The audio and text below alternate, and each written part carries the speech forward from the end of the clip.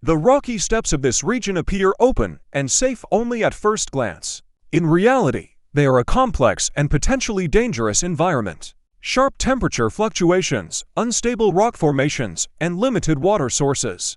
The survival of the wild horses living here depends on their experience, caution, and strict adherence to instinct. Alta, a mare, was one of the mature females in the herd. She was known for her calm and alert nature. After the birth of her foal, her route changed. She avoided steep climbs, tried to stick to familiar trails, and rarely strayed far from the group.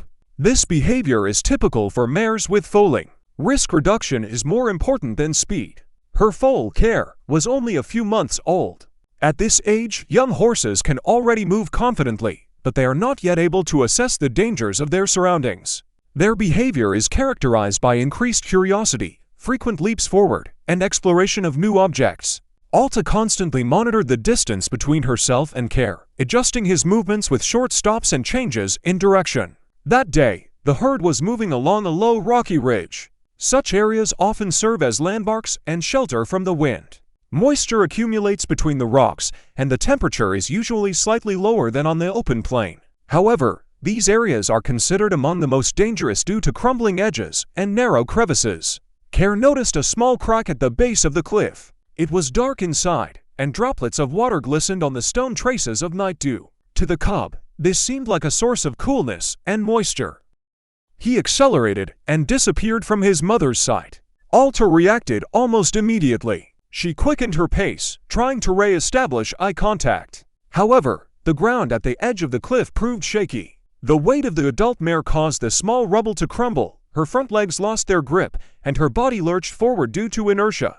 The impact of her chest against the stone wall was powerful. The air rushed out of her lungs, and Alta was unable to immediately breathe. Her next movement resulted in her becoming trapped in a narrow crevice. The stone walls pressed tightly against her shoulders and ribs, preventing her from turning or retreating. Attempts to escape on her own only worsened the situation. Every sudden movement increased the pressure on her chest and caused pain. In such conditions, the risk of suffocation and heatstroke increases, especially during the day. Alta's breathing became shallow and irregular. In the confined space, the sound of her inhalations echoed loudly, creating additional stress.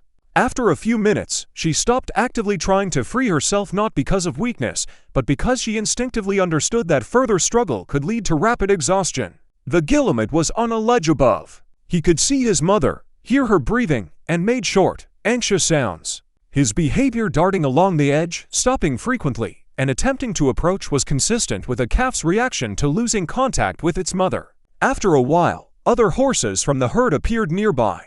They stopped at a safe distance, pricked their ears, and turned their heads toward the rock, assessing the situation. However, an animal stuck in a rock in the wild is a source of increased risk. The smell of stress and immobility signal danger, and most herds prefer to avoid such areas. After a few minutes, the herd moved away, keeping its distance. The sun rose higher, and the air temperature rose. The rock in contact with Alta's body gradually warmed up. The shadow shifted, exposing the mare to direct sunlight. Dehydration and overheating were becoming a real threat. Alta remained motionless, conserving her strength. She pressed her head against a cooler part of the rock and watched Kier. Her condition could be described as critical, but stable. Kier continued to make alarm calls. His voice gradually grew hoarse, his movements less jerky. He drank from a small depression of murky water, but returned to the edge of the crevice, keeping his eyes on his mother. Several hours passed. In the afternoon, a service pickup truck appeared near the rocky ridge. Two rangers were returning from a routine patrol. Traffic in these areas is rare, but regular. Kier heard the engine long before the vehicle drew closer. He froze and then headed toward the road. This behavior is unusual for wild horses, especially young ones, but under extreme stress, animals can exhibit unusual reactions. The foal walked right onto the roadway and stopped in front of a car. The driver was forced to brake sharply. When Care turned around and ran back, constantly looking back, the people realized he was trying to attract attention. Following him, the rangers discovered Alta stuck in a crevice. They assessed the situation. The stability of the rock face, the depth of the crevice, the position of the animal's chest, and the animal's breathing. They decided to proceed with extreme caution. Light sedation was used to reduce stress and prevent sudden movements that could lead to suffocation. Ropes were then secured, and wooden struts were installed to gradually widen the crevice and relieve pressure on the chest. The work progressed slowly. The rock creaked and crumbled into small stones. Every centimeter was a struggle. At some point, Alta's body was successfully moved, and the pressure noticeably decreased. Finally, the mare was completely freed and laid on a flat surface. She lay on her side, breathing weakly but evenly. This meant that the immediate threat of suffocation had passed.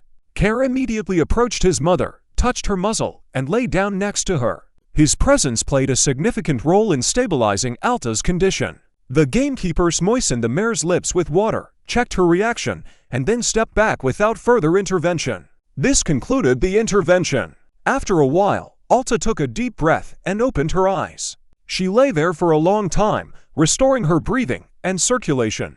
By evening, she was able to rise, checking to see if she could put weight on each leg. After that, she began to eat, an important sign of recovery. Soon, the mother and foal headed toward the herd. The other horses recognized them by scent and accepted them without any signs of aggression. The rangers observed the proceedings from a distance and did not accompany the animals. By evening, the steppe had returned to its normal state. The wind became just wind again, and the rocks became part of the landscape. But that day became an example of how a rare encounter between the human and wild worlds can change the course of events. What do you think about this story? Write in the comments. And don't forget to like and subscribe to the channel so you don't miss any amazing new stories. See you.